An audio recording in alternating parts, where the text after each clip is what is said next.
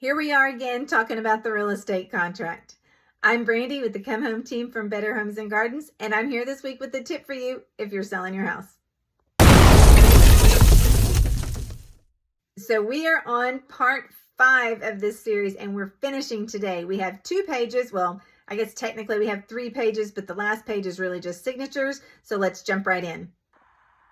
Section 25 talks about the risk of loss, and this is one that a lot of people just skim right over and don't pay any attention to, but it is really important because if something happens to the property and it gets damaged prior to closing, then you as the seller assume all responsibility.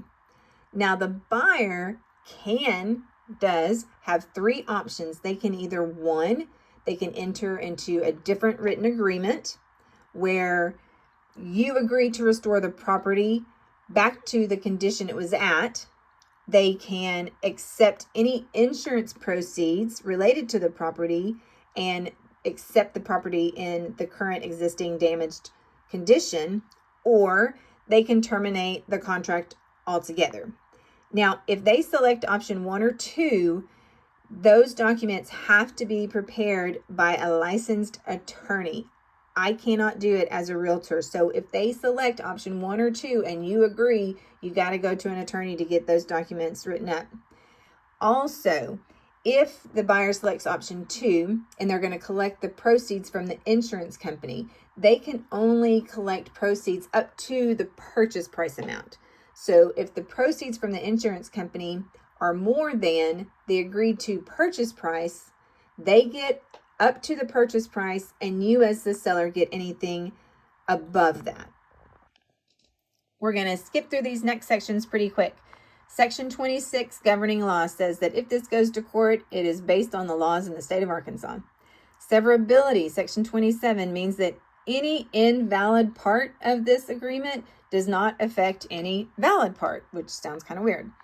Section 28 is the merger clause, and basically what it says is that this real estate contract is gospel. No conversations, no text messages, nothing else matters except what's in this contract. Section 29, buyer's disclaimer of reliance, basically says that the listing firm and the selling firm, which is the buyer agent, cannot give legal advice. And honestly, it puts the onus on the buyer to make sure that they are buying the house that they think they're buying. So any surveys, anything like that is the buyer's responsibility to make sure they have accurate information, not their buyer agent and not you as the seller and not me as the listing agent.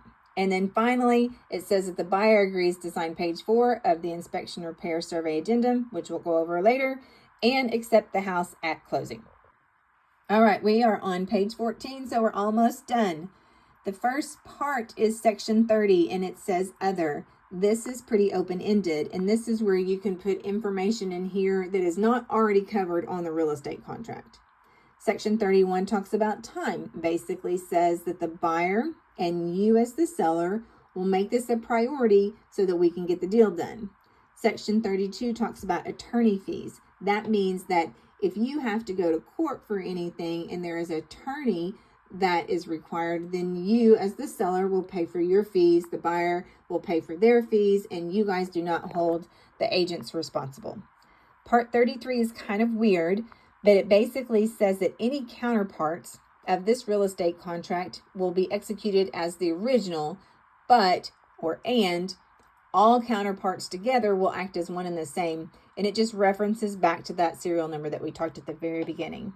Part 34 is about tax reporting. It also is FERPTA compliance, and what that means is that you will let the closing company or the title company know that you're a U.S. citizen or what your citizenship status is, and it also limits the responsibility of the closing agent as far as reporting back to the government for tax purposes.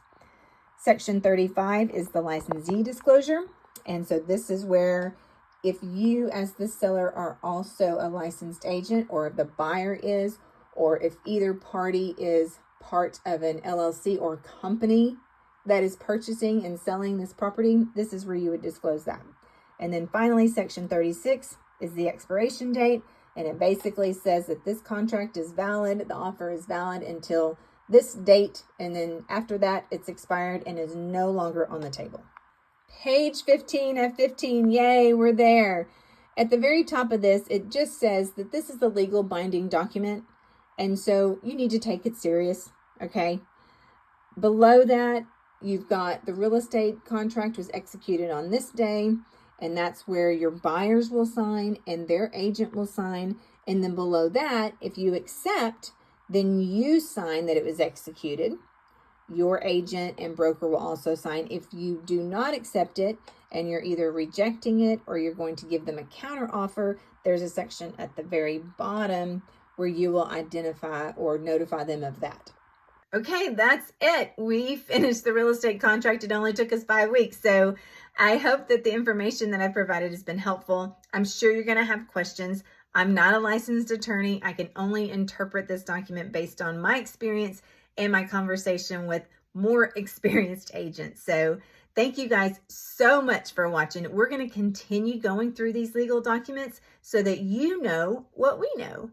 You guys have a great time. I'll see you next time.